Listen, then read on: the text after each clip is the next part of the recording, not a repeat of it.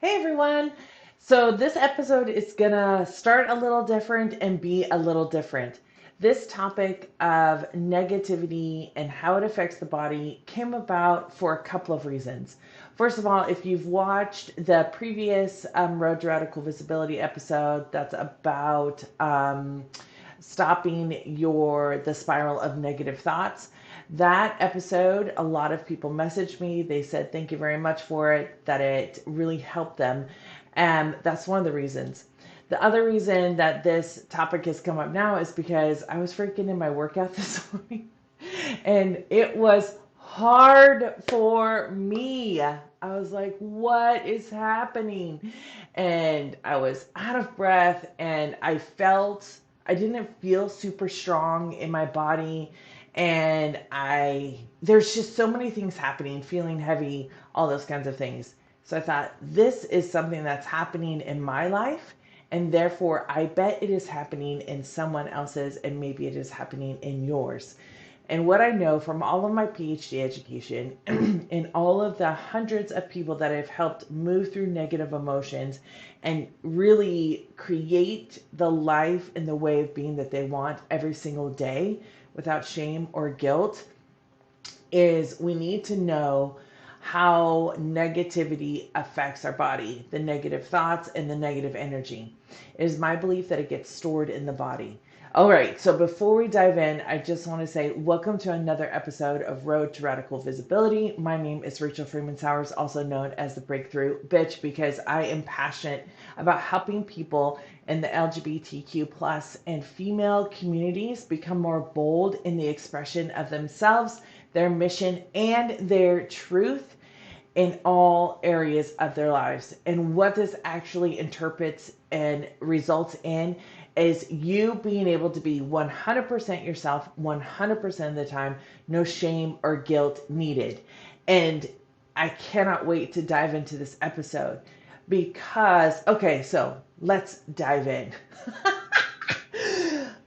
The body is affected by negativity and it stops us. But has anyone ever mentioned to you the term negative bias? Let me know in the comments if they have, and your thoughts about negative bias. So I'm just going to read a little bit about what it is. It is a negative bias is our tendency not to only register negative stimuli more readily, but also to dwell on these events. So, just in terms of negative bias, have you found yourself more often than not focusing on the negative stimuli and then dwelling on these events? How many of you have ever gotten a bad grade? Well, I don't know. For me, like when I got a bad grade, then I would dwell on it. I'm not good enough. And then the negative spiral starts, right? And we go into the rabbit hole of shame and guilt. Maybe you made a mistake at work and you just can't get it out of your brain that you made that mistake. And it just like keeps hanging on, right? This is called negative bias. And what we've discovered throughout the science is that we are trained to have negative bias because we were trained to keep ourselves safe. And there's a part in our brain called the amygdala. And when we have a negative occurrence or something happen in our lives, the amygdala then processes the negativity in that area in the brain. And what happens is that they are then stored as long-term memories. Okay, that was a little choppy. When something negative happens, your amygdala is stimulated.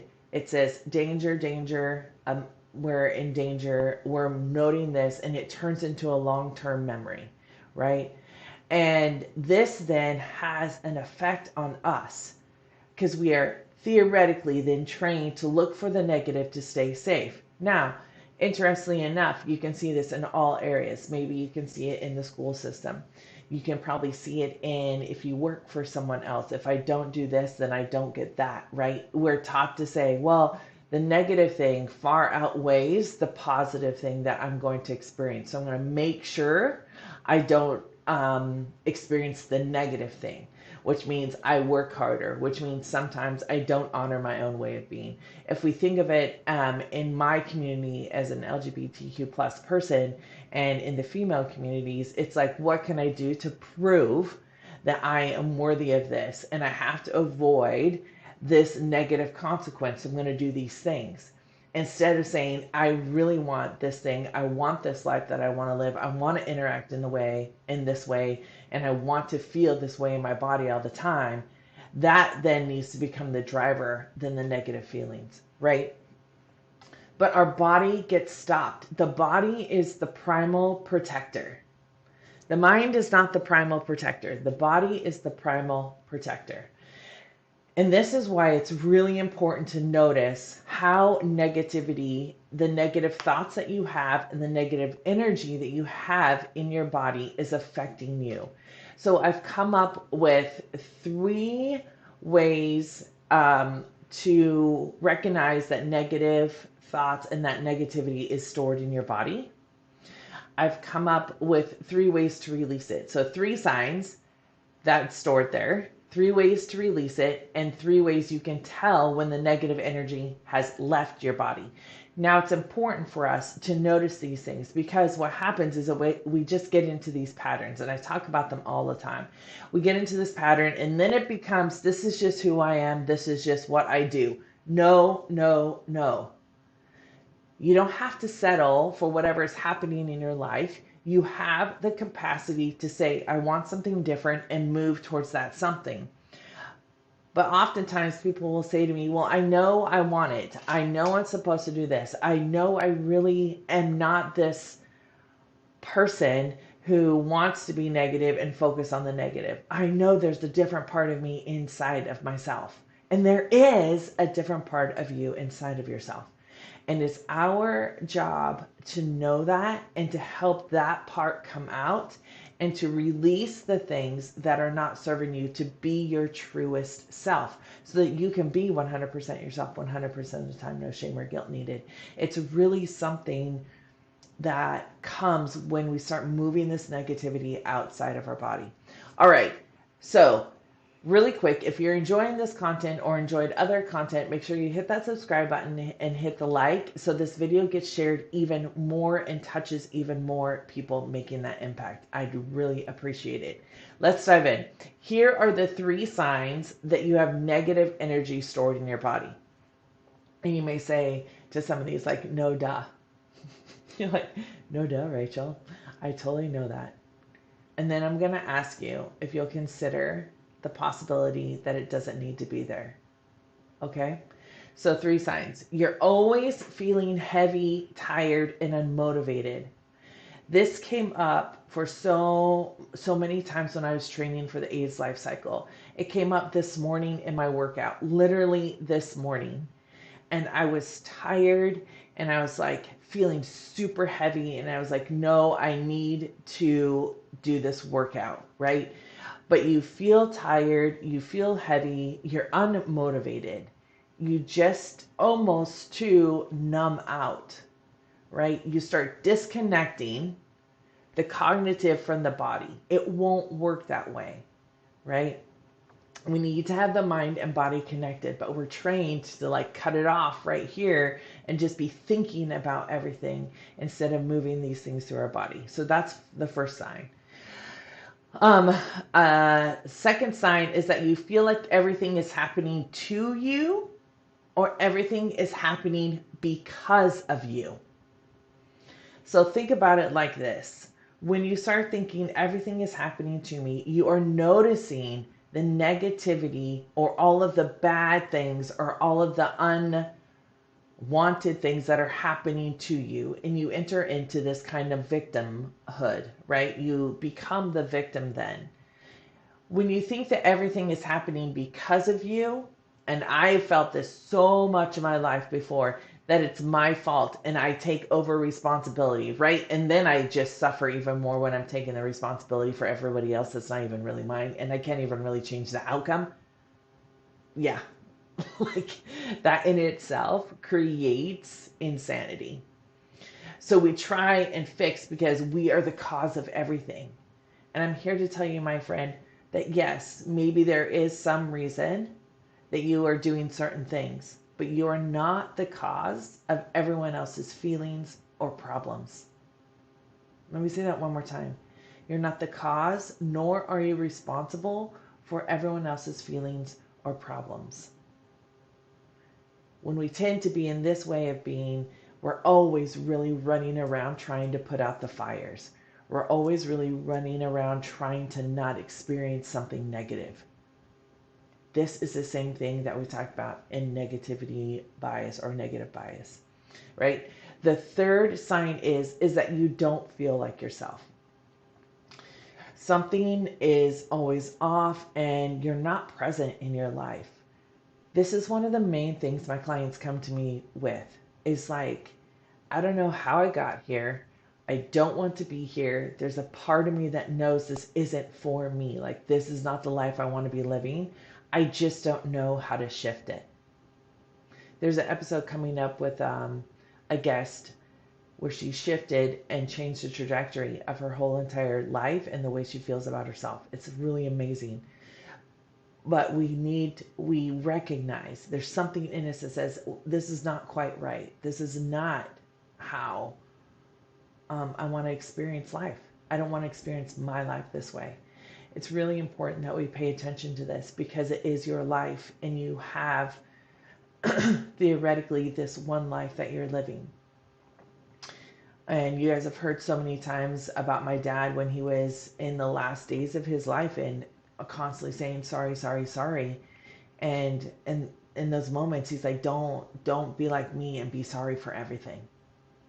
Like, no regrets, live your life full out, full stop, do and be who you want to be, right?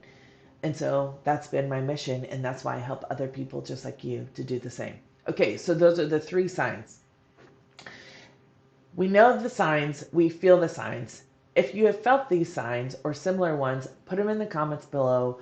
Let me know the way that negativity has manifested itself in your body, in the way you feel about your body, the way what you can do, what you can't do, all of those kinds of things. I want to know in the comments. We're going to move on to the 3 ways to release negative energy from your body. All right. So these are 3 ways that you can start doing right now. You're going to have negative bias, and then you're going to think the minute I say them that these are all the reasons you can't do it. And if you don't, fan-fucking-tastic. That's awesome. But if you're like, nope, this guy, I'm going to ask you to put that on pause and play with possibility right now. Okay. The first way to release negative energy from the body is to give the reticular activation system something else to focus on.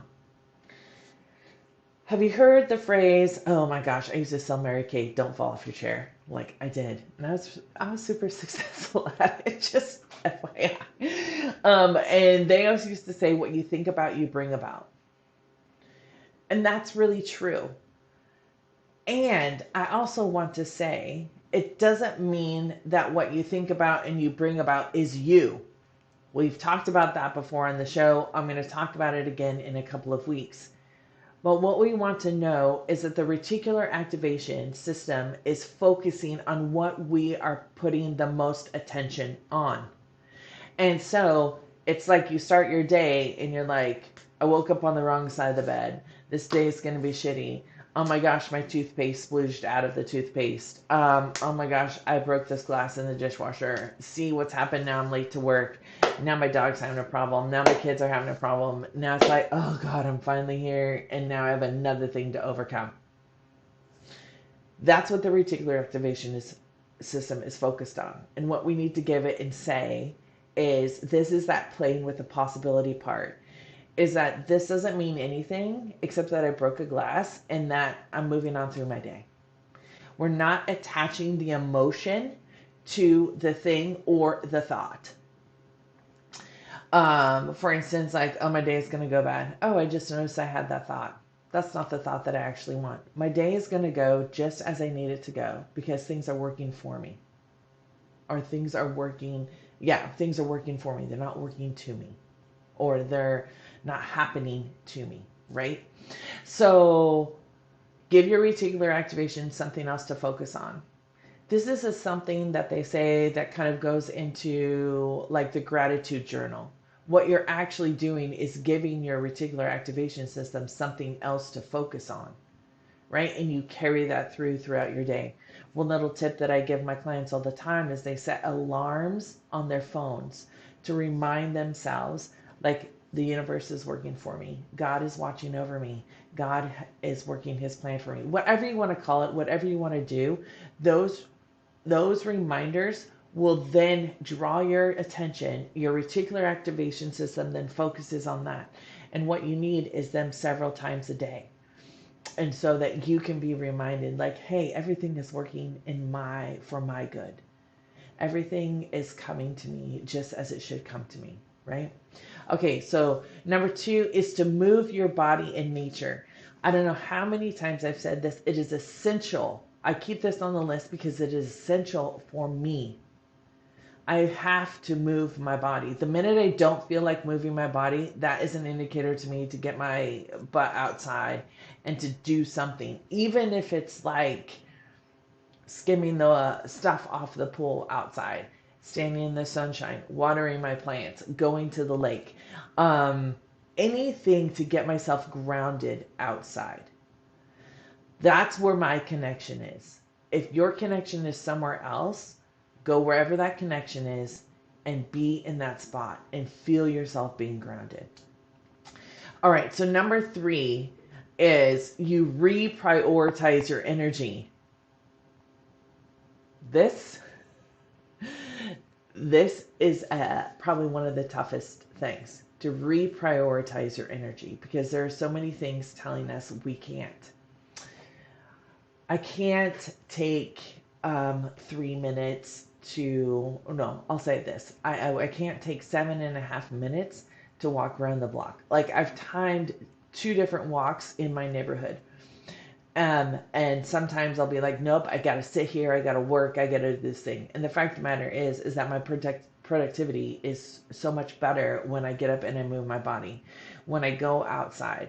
Now it gets super hot here. It's supposed to be like 110 degrees here today. I'm not going to be going outside. But what I'm going to be doing is I'm going to go out in the pool. I'm going to skim it. I'm going to get it up to my legs and do that and kind of cool myself off at the same time. What I'm going to do is I'm going to work on stretching. I'm going to get up in between my clients. I'm going to move my body. I'm going to do a really quick visualization of grounding and feeling connected to the earth, right? Once you start connecting yourselves in these ways, you don't always have to be necessarily outside, but it is the icing on the cake for sure. So move your body in nature. And then reprioritizing your energy. It's really about, what is my reality? So what am I saying that I have time for? Whatever you tell yourself you have time for is what you'll have time for. What you tell yourself you don't have time for, you don't have time for. That's the plain facts, right? If I say I don't have time to work out, if I don't have time to prep my food, if I don't have time to know and focus on myself so that I know how I want to be, so I have ultimate self-trust, so I'm not worrying, then I won't. The world is busy. The world will always keep you busy. There will always be a thing until you decide there's not a thing anymore. The key to this is doing it in a sustainable way. So oftentimes we'll go to extremes in this realm and we'll be like, okay, I have to fix it. And I'm swinging the pendulum all the way over to the other side, and we can't maintain that. So reprioritizing your energy really takes baby steps. It takes one step at a time, and implementing each one of those things and implementing them into your life, into your way of being, that makes it sustainable. And that's what a lot of people miss right there. All right, so those are the 3 ways to release the negative energy from your body. Now we're going to talk about the 3 ways you can tell when negative energy has left your body. Now, so we're going kind of on this journey. This is what it looks like. This is what it can feel like. This is how to release it. And this is how you know when it's different. All three of these processes are essential to keep recreating this process and this journey. What happens when we do all of these processes? Sometimes we just like, okay, that happened. Now I'm just going to go do this. How many times have you guys done that? Like, oh, this happened and never mind. I'm just moving on. But we need to go through this journey to make it a complete story, a complete solution.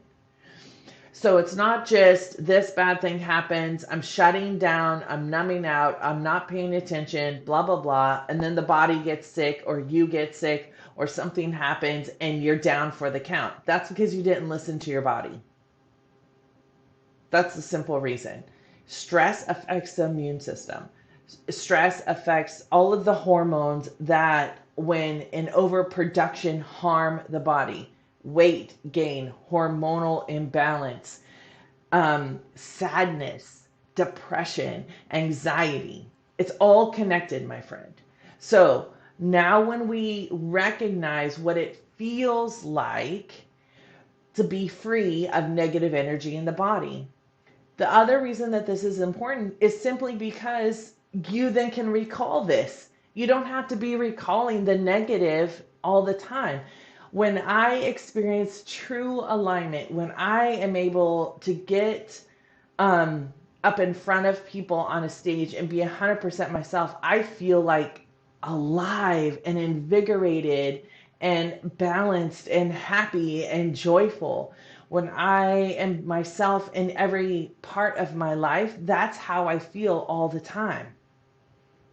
And when self doubt comes, I know exactly how it feels to not be in self doubt, so I can go to that place. It's important to give your body the memory of this. Just like in trauma, the body won't forget anything that it ever experiences. So let's try and work on experiencing the more of the things that we want to experience and locking that in, right? So one result of releasing this negative energy is that you feel lighter, you smile more, and you have more energy, right? This comes in moving the body. On the AIDS ride, I had to remember what it felt like after I finished a long ride. For a freaking 24-minute workout this morning, I needed to remember and tell my body what it felt like, to get that feeling back in my body so that I finished throughout the workout. I needed to remember all of the times, especially on the AIDS ride, that I overcame obstacles, that I moved through my anxiety, my fear. So I didn't stay in the fear, right? So you feel lighter, you feel more energetic. I'd love to hear in the comments how you feel when you have released the negative energy from your body that's caused through negative thoughts and things like that. You feel aligned. This is really key. Instead of I can't do it, it's I can do it. And this is how I know I can do it, right? We follow through the complete thought. We notice what's working for us, and we notice the little things and feel so much more gratitude. Instead of like everything is falling apart, like, oh, I just got a text from my wife telling me that she's thinking of me. Or, oh, I'm so grateful for this. Or, wow, look at how everything is just happening and I am able to enjoy it, right? You switch on what your reticular activation system is focusing on. You're able to do that because you're no longer in the depths or in the pool, like this pool of negativity, and you're not like diving in. You're doing something different and you feel more aligned. You feel like everything is working for you. The last one is one I've already mentioned, and it is you really experience more gratitude. And it's more like, it's not like, oh, I'm just so grateful that I have all these things around me and all of this. This is one thing why I must be in nature. It's like I feel this immense amount of connection.